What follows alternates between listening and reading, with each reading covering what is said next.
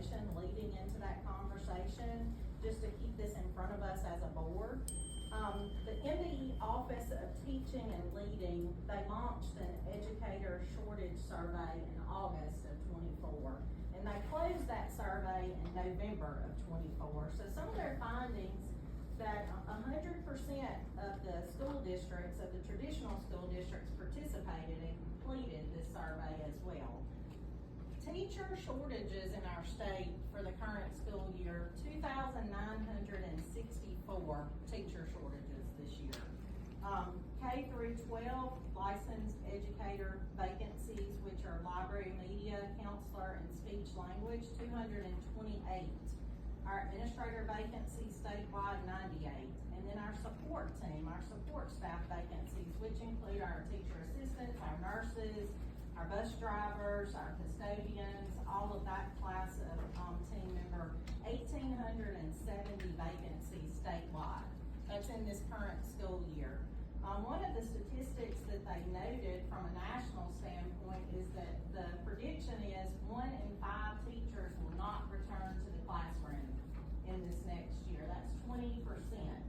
And we know we're also graduating less teachers in the schools that we have, the universities in the state of Mississippi. Our congressional district was in a little better shape from a teacher standpoint than other congressional districts. In our congressional district, we had 466 certified teacher vacancies. Congressional District 2, 964. Congressional District 3, 890. And Congressional District 4, 644. So a lot to do with workforce within that education. Then on the flip side of that, they talked about the student enrollment in the state decreasing. So they had some pretty interesting statistics regarding birth rates in our state. And MSBA's belief is that some of this ties to birth rates in the state.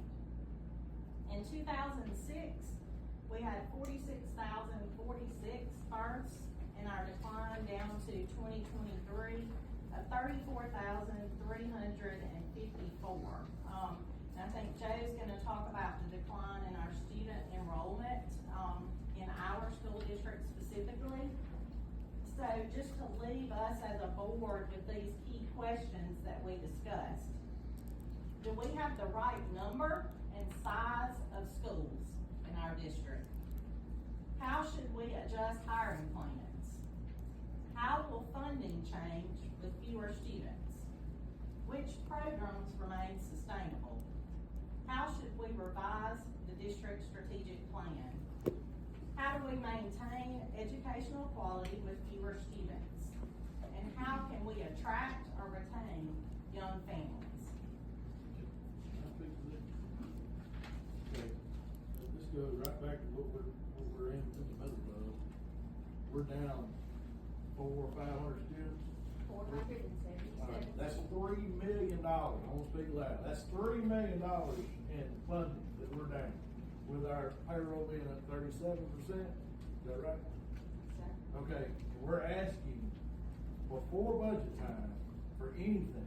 We don't need to ask for anything before budget time when it comes to spending payroll.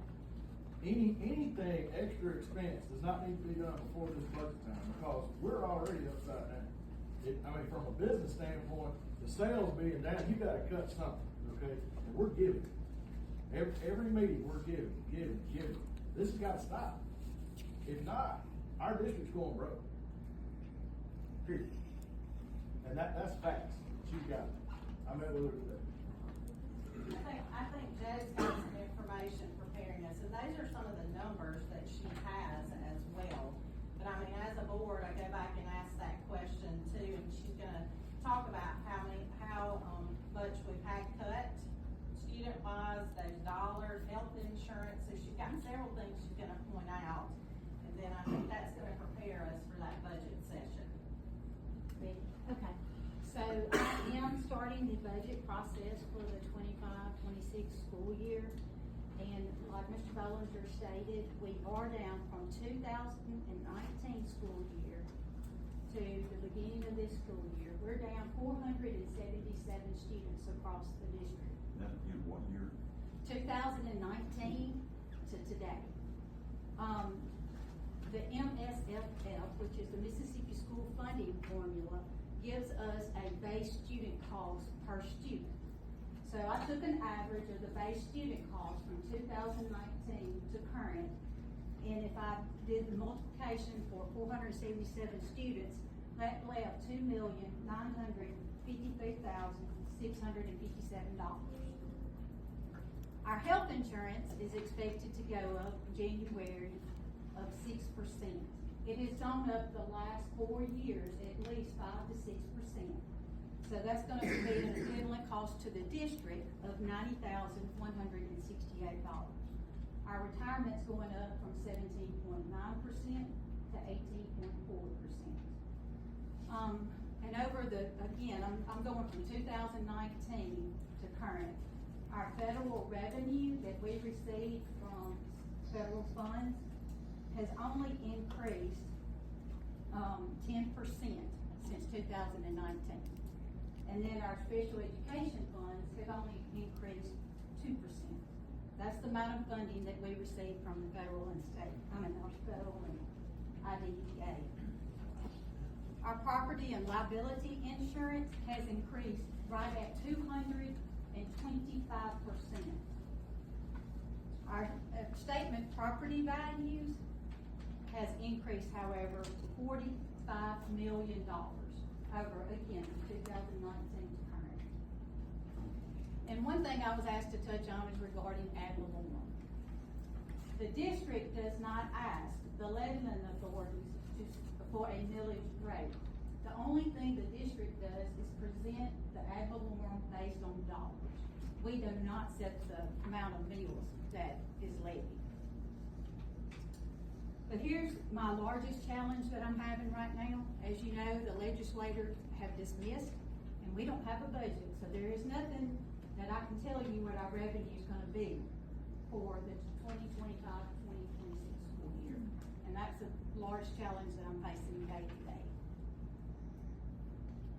You also have, the board members have a copy of the 2024 financial audit that was performed by Mr. Joel Cunningham, and it was submitted to the Office of State Auditor's Office.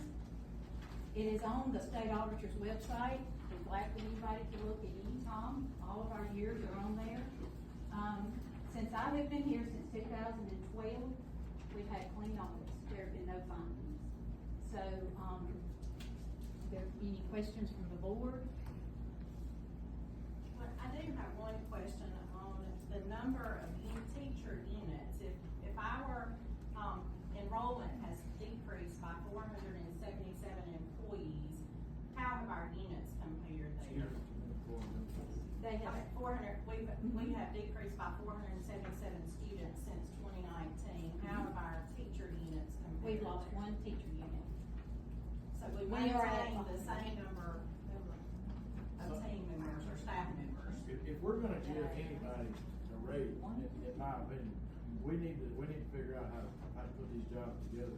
We got to, if not, we're gonna go broke. I mean, the proof's in the pudding there. I think it goes back to, do we have the right number and size of schools? I think that's what it goes back to. This is something you gotta take very seriously when we start doing our budget. For the year.